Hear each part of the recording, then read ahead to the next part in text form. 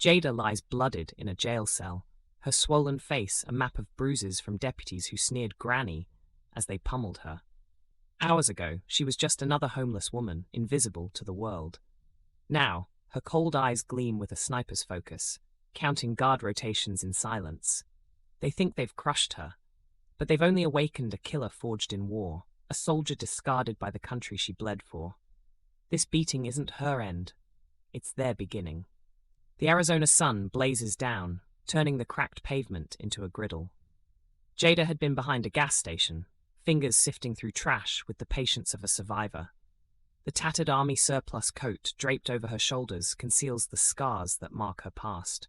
Scars from deserts halfway across the world, where she fought battles no one remembers.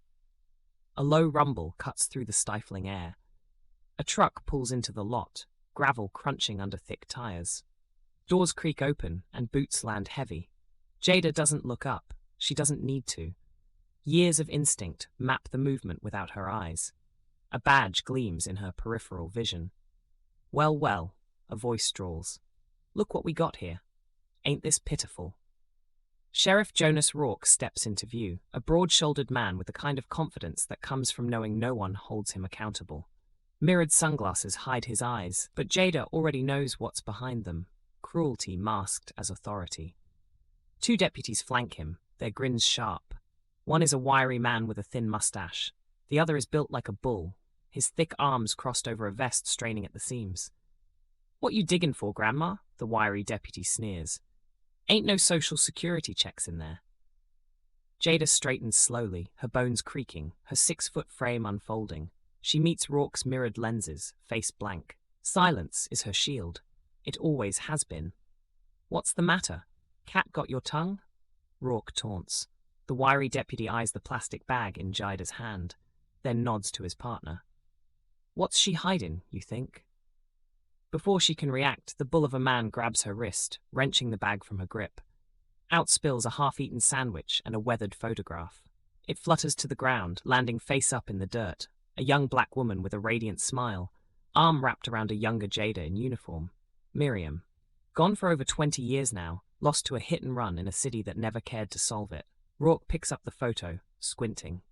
"Ain't this sweet?" Then, without hesitation, he drops it to the ground and grinds his boot into it. The deputies laugh. A slow burn ignites in Jada's chest, but she exhales slow, counting.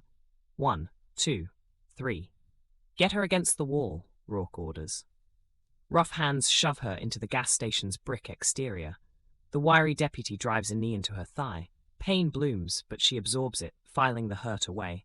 "Go back to the gutter, old hag," he hisses, delivering another blow. Through it all, Jada stays silent.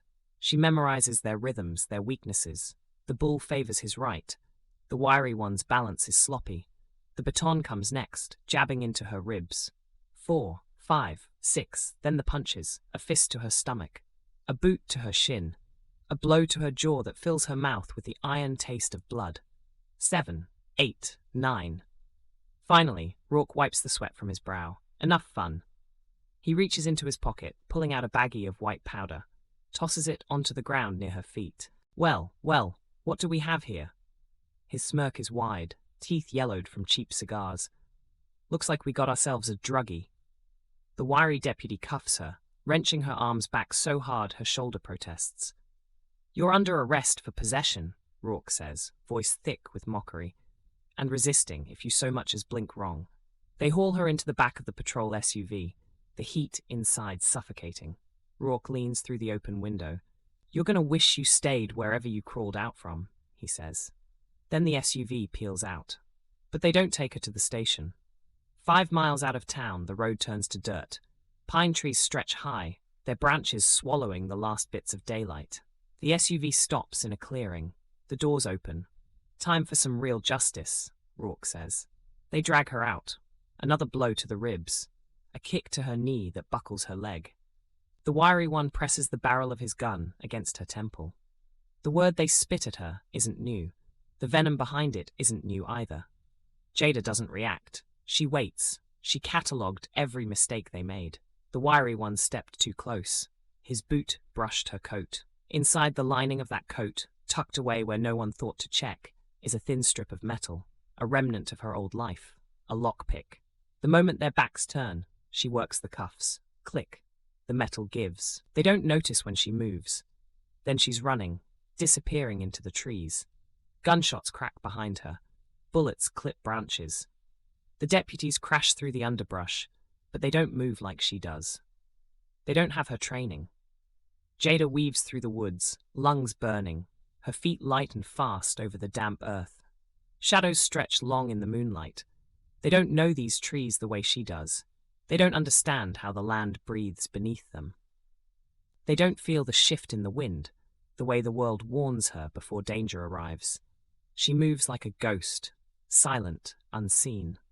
The voices fade behind her, swallowed by the night. She reaches the river and wades in. The cold grips her bones, but she doesn't stop. The water tugs at her like old memories, but she keeps moving, letting the current pull her beyond their reach. Downriver, she emerges onto the bank, breath steadying, fingers curling into the mud. Rourke and his men think they won tonight. They think she's just another old woman, another forgotten name to be buried in the dirt. They're wrong. She will haunt them. By morning, the county is buzzing. Helicopters circle overhead. Rourke's voice crackles over the police scanner. We got a runner.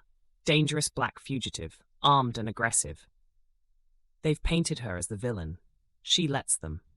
From the woods, she watches their search parties move, slow and clumsy. She counts their numbers, their weapons, their weaknesses. She listens to the scanner, hearing how Rourke twists the narrative, how he tries to frame her as the monster. Let them think that. Because she's coming, not like prey, like the predator she was trained to be. She waits until nightfall. The town hums with tension, every deputy armed, every roadblock manned. They expect her to keep running, to stay a ghost. But Jada isn't running anymore. She moves through the dark, slipping past patrols, past barking dogs and floodlights. Her path is silent, surgical. Rourke's house sits at the top of a hill, a fortress built on stolen power. Guards at the gates, cameras sweeping the grounds.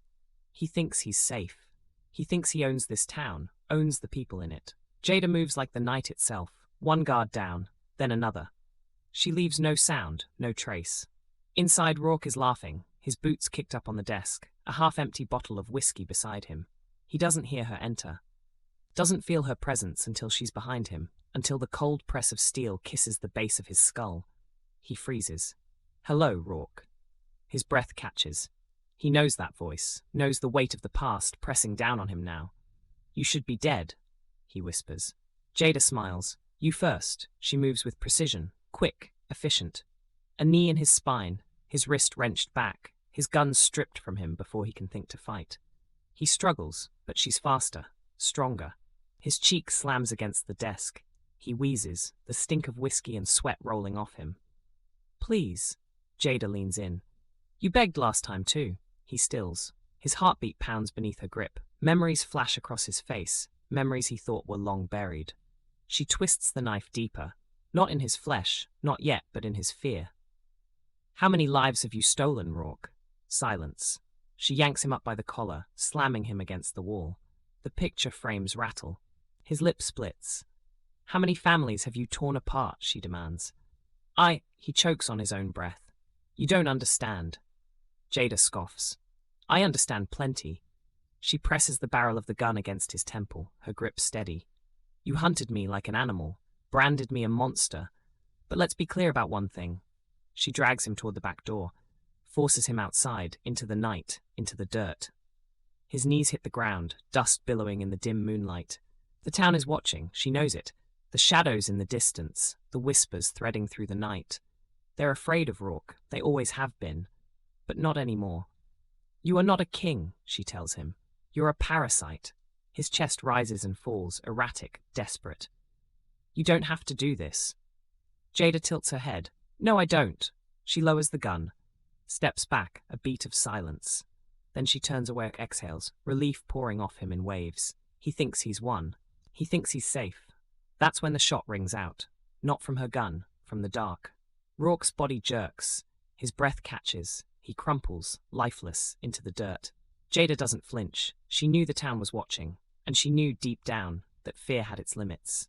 Tonight, fear turned to fury, and someone, one of the many he had wronged, had decided enough was enough. She steps back into the shadows, unseen, unheard. By morning, the town wakes to silence. No sirens, no gunshots. Just an empty house, a missing man, and a single name whispered like a ghost through the county. Jada. She was never prey, and she never will be.